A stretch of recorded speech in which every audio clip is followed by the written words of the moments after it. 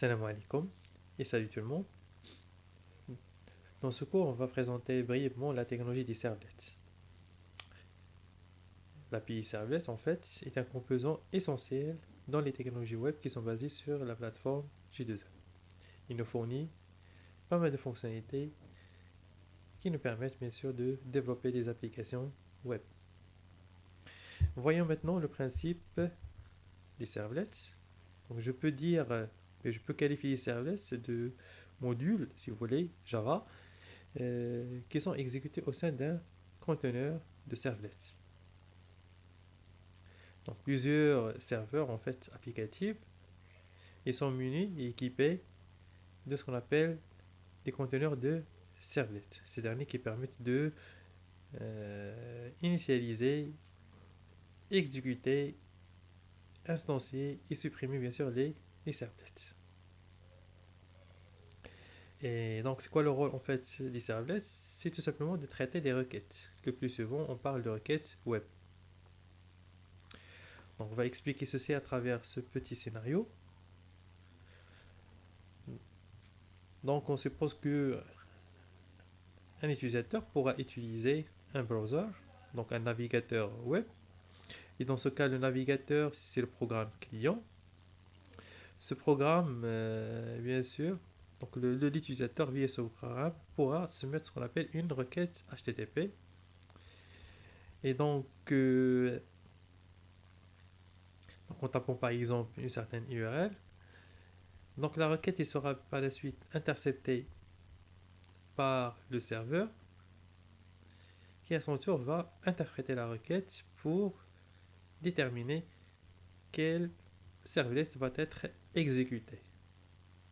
Une fois cela est fait, bien sûr, la servlette va intercepter la requête, il va effectuer un traitement spécifique, donc un traitement métier par exemple, il peut accéder aux bases de données pour retrouver ou bien modifier des données, donc il peut par exemple solliciter des services à partir des services web, etc. Donc une fois ces traitements ils sont réalisés, bien sûr la servlette pourra générer une réponse qui sera renvoyée par le serveur bien sûr vers le navigateur. Et donc, ce dernier se charge bien sûr d'afficher, si vous voulez, le rendu final à l'utilisateur. Donc, ça, en principe, comment ça marche normalement les servlets. Les servlets sont aussi caractérisés par le fait qu'ils peuvent servir simultanément plusieurs clients. Donc, si je regarde la servlette numéro 2, donc, qui permet de satisfaire les requêtes qui proviennent, si vous voulez, de deux types de clients différents, donc à savoir un client Chrome et un client Mozilla. D'un autre côté, je peux avoir un conteneur de servlets qui héberge plusieurs servlets et chacune va bien sûr se charge de traiter un type particulier de requêtes. Une dernière chose à noter, c'est que les servlets ils sont chargés et instanciés dynamiquement. Et ça revient à dire quoi? Donc le conteneur de servlets, c'est lui qui se charge de les instancier, les exécuter et les supprimer.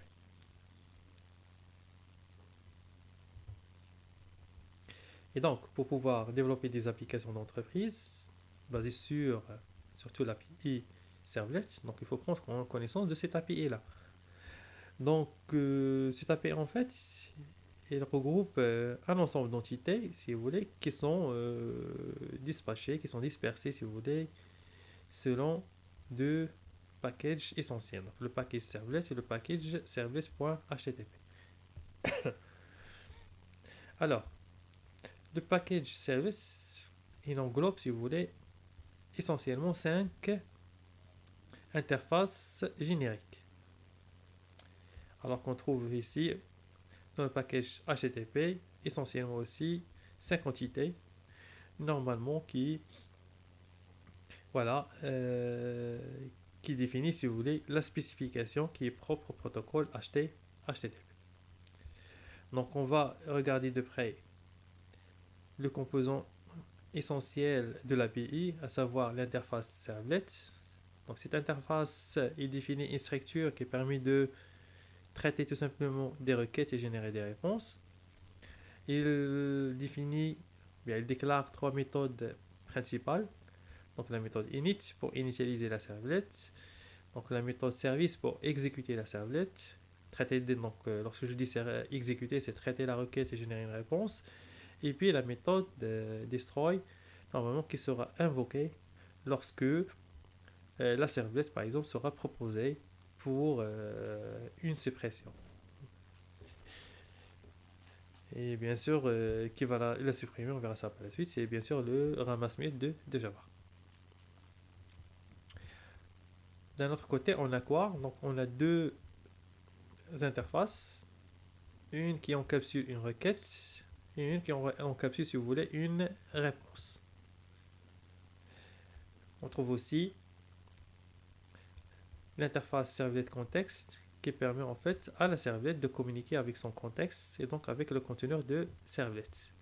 Et de l'autre côté, on a service config qui permet d'agir, si vous voulez, de positionner, si vous voulez, des paramètres d'initiation, donc qui seront bien sûr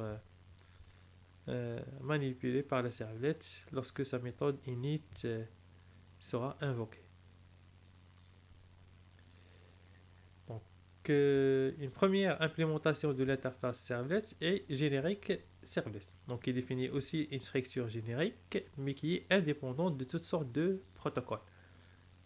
Et ça revient à dire quoi? Si un programmeur veut, par exemple, développer ou bien programmer des échanges qui concernent un protocole particulier, donc il devra normalement étendre cette classe-là. Donc, une première extension qui est proposée par l'API, qui prend en considération le protocole HTTP et bien sûr la classe HTTP service. Donc, il définit une service, si vous voulez, spécifique au protocole HTTP et donc il pourra récupérer plutôt, il pourra traiter des requêtes HTTP et aussi générer des réponses à HTTP. Donc, on a deux extensions ici, des interfaces génériques qui permettent de faire quoi? Tout simplement d'encapsuler ici une requête HTTP et l'interface, si vous voulez, HTTP Servlet Response qui permet d'encapsuler une réponse à HTTP. Et c'est là une requête HTTP. Voilà. Et un dernier composant, c'est HTTP Session, normalement, qui permet de définir la session utilisateur et qui permet bien sûr, si vous voulez, de garder trace de la navigation d'un certain utilisateur. Donc en fait, il gère les états d'une session concernant bien sûr un utilisateur particulier. Alors, on a ici les objets HTTP Session, Servlet Context et Servlet Config. Ce sont plutôt, donc leur implémentation en fait, c'est propre au serveur ou bien au conteneur de Servlet. Donc, chaque serveur ou bien conteneur de Servlet, il définit sa propre implémentation des objets qui vont hériter en fait de ces trois interfaces.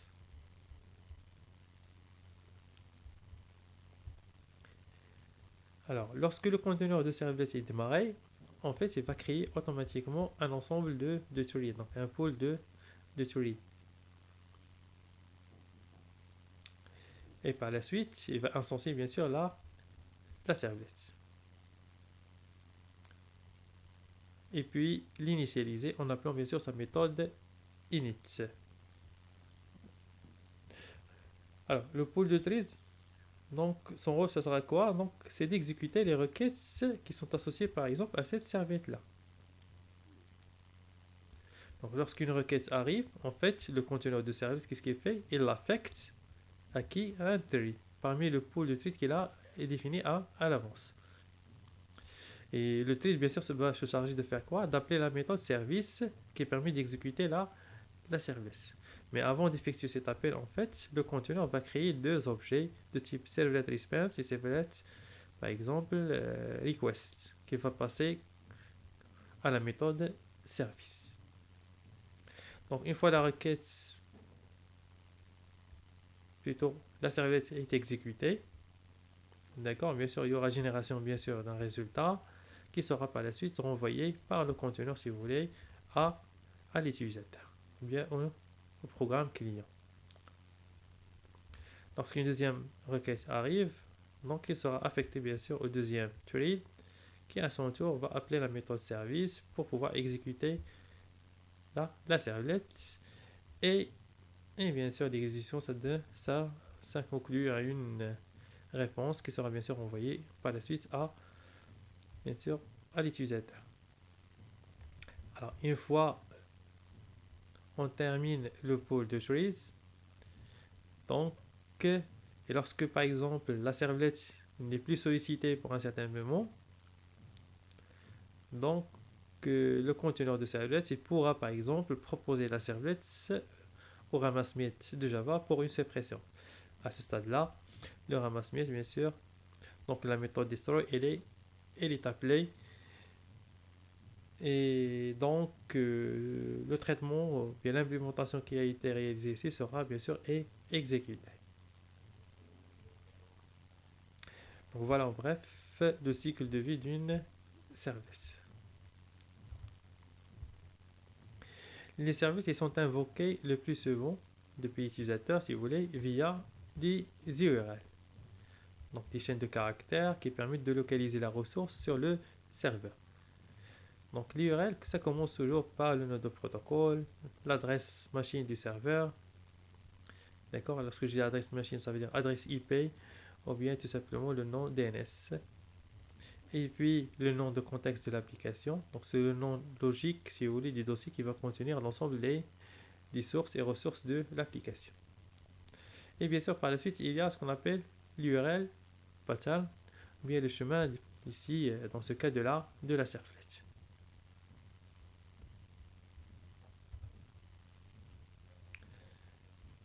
Donc, il y a des termes techniques qu'il faut noter ici. Request URL. Donc, c'est la chaîne qui commence depuis le nom du protocole jusqu'à le chemin de la servlette. Request URI. Donc, c'est le nom qui commence depuis le nom de contexte de l'application. Plutôt, c'est la chaîne qui commence depuis le nom du contexte de l'application jusqu'à bien sûr le chemin de la servlette. Et bien sûr, on pourra, voilà. Donc, cette information est appelée context path. Tout ceci est servless path. D'accord. Donc, ces informations, pourquoi j'ai mentionné ceci? Parce que je peux les retrouver en utilisant l'objet HTTP request. Donc, l'objet HTTP request permet de retrouver ces informations-là.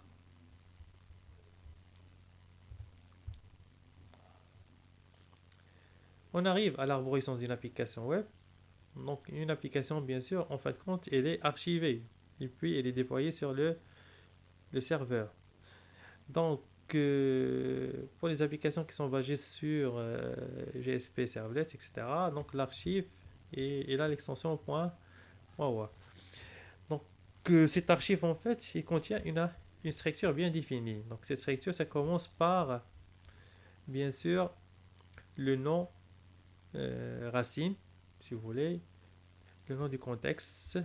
Donc, c'est le dossier, si vous voulez, qui va contenir l'ensemble des sources et des ressources de l'application. Par la suite, donc je peux définir ici ce qu'on appelle les ressources statiques ou bien classiques. Donc c'est l'ensemble des pages HTML, GSP, CSS, les images, les scripts, de JavaScript, etc. Donc cette partie statique là, normalement, elle est visible à l'utilisateur. Ça veut dire qu'il pourra accéder à ces informations en tapant une certaine URL. Dans le dossier WebInf, on trouve en fait les sources de notre application. Donc essentiellement, par exemple, si il est sollicité, le fichier de configuration web.xml, l'ensemble des fichiers compilés qui concernent nos servlets, nos Java Beans, nos classes métiers, etc. Et puis il y a les librairies qui correspondent bien sûr aux dépendances qui sont requises par notre application. Voilà en bref la structure, si vous voulez, d'une application web, donc qui est susceptible, si vous voulez, d'être archivée pour être déployée sur le serveur.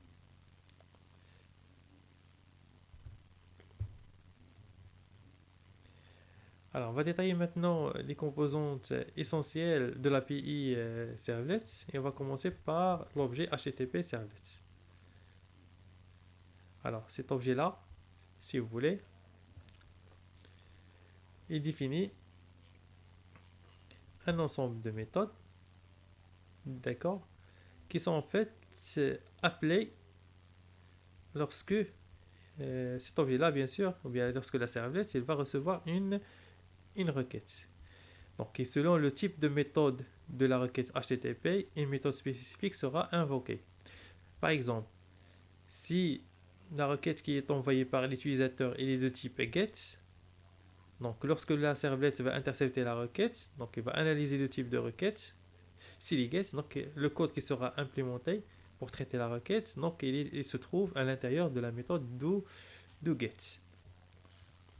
Et ainsi de suite. Donc selon le type de méthode de la requête, une méthode spécifique sera exécutée au sein de la servlette. Et donc HTTP Servlet, qu'est-ce qu'il fait? En fait, il traite les requêtes. Donc il intercepte les requêtes et il pourra aussi générer ce qu'on appelle des réponses. Alors, doGet, doPost, en fait, doDelete, etc. Donc ces méthodes-là, en fait, ils invoquent implicitement la méthode service qui permet d'exécuter, si vous voulez, la classe générique servlet, qui permet d'exécuter donc la méthode servlet service qui concerne bien sûr la classe mère qui est dans ce cas générique servlet. Alors depuis l'HTTP servlet, je peux récupérer une instance de l'objet servlet config ou bien une instance de l'objet servlet context, en appelant bien sûr la méthode getServletConfig ou bien getServletContext. Et on a dit aussi que lorsque une servlet est instanciée, il y aura appel automatique de la méthode init. Init aussi, il a accès au service config pour pouvoir retrouver, comme j'ai dit, les données d'initialisation. Ces données que je peux positionner sur le fichier de configuration ou .xml ou bien par annotation. Donc, pour chaque requête aussi, est associé ce qu'on appelle une session. Donc, je peux récupérer un objet de type HTTP session en appelant bien sûr la méthode getSession, bien sûr, de la requête. Il faut noter en fin de compte qu'il y a un seul contexte de l'application. Donc je ne peux pas trouver plusieurs contextes. Donc, autre chose pour les données, donc je peux positionner des données au niveau session et ces données seront visibles durant toute la session de l'utilisation par l'utilisateur de notre application. Je peux positionner des données de requêtes qui seront visibles juste durant l'échange requête-réponse. Ça veut dire quoi? Lorsque le serveur envoie la réponse, automatiquement ces données seront supprimées. Comme je peux positionner, comme j'ai dit, des paramètres d'initiation que je peux récupérer soit à travers aussi le servlet context, d'accord, et ainsi de suite. Voilà, en gros, les utilisations de l'objet HTTP servlet. HTTP Servlet Request, comme j'ai dit, il encapsule une requête HTTP. Donc, je peux retrouver toutes les informations qui constituent une requête HTTP, en commençant par la méthode. Donc, la méthode, l'URL, etc. Donc, par exemple, si je veux retrouver l'URL, c'est getRequestURL.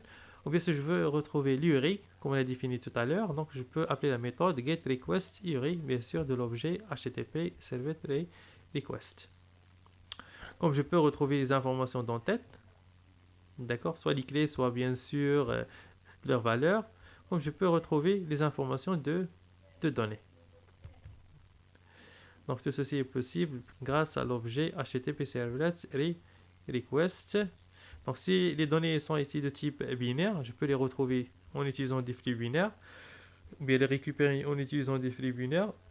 Si par contre ils sont de type texte, je peux aussi les récupérer en utilisant des flux textuels. Alors l'objet HTTP Servlet Response, en fait, il permet d'encapsuler, si vous voulez, ou bien d'écrire, si vous voulez, une réponse HTTP. Dans cette réponse, donc par exemple, je peux positionner le code d'erreur, voilà, le code de retour plutôt.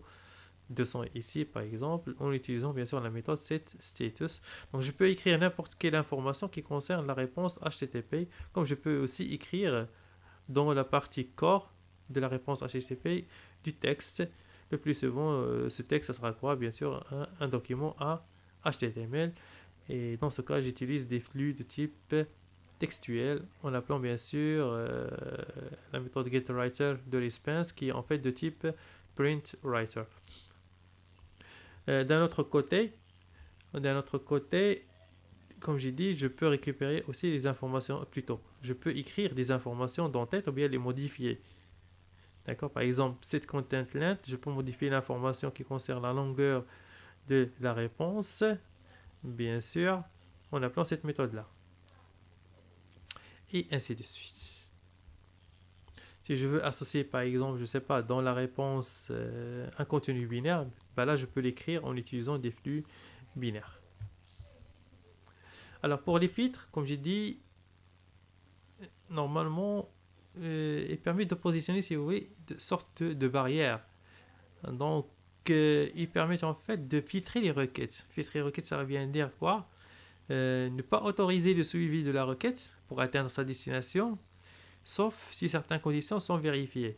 Ça veut dire quoi? Une requête ici qui veut, par exemple, accéder à une servlette GSP, donc à une ressource particulière, devra être validée par ces filtres. Mais ça, je peux positionner qu'un seul filtre ou bien plusieurs filtres.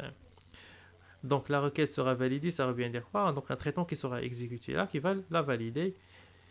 Et si cette validation est effectuée, bien sûr, on pourra faire suivre la requête pour atteindre sa destination. Sinon, donc le filtre il pourra nous rediriger vers une réponse bien particulière, ou bien carrément générer une réponse.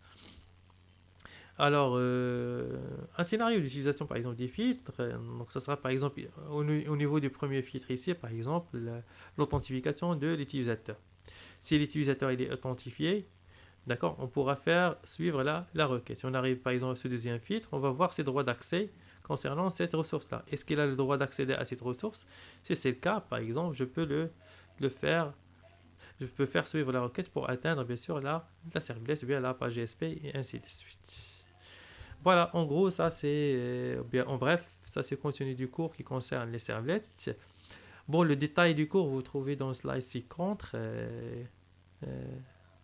Donc voilà, et donc j'ai mis en place donc un site pédagogique où vous pouvez trouver les supports de cours ainsi que les TD, etc. Et merci pour votre attention.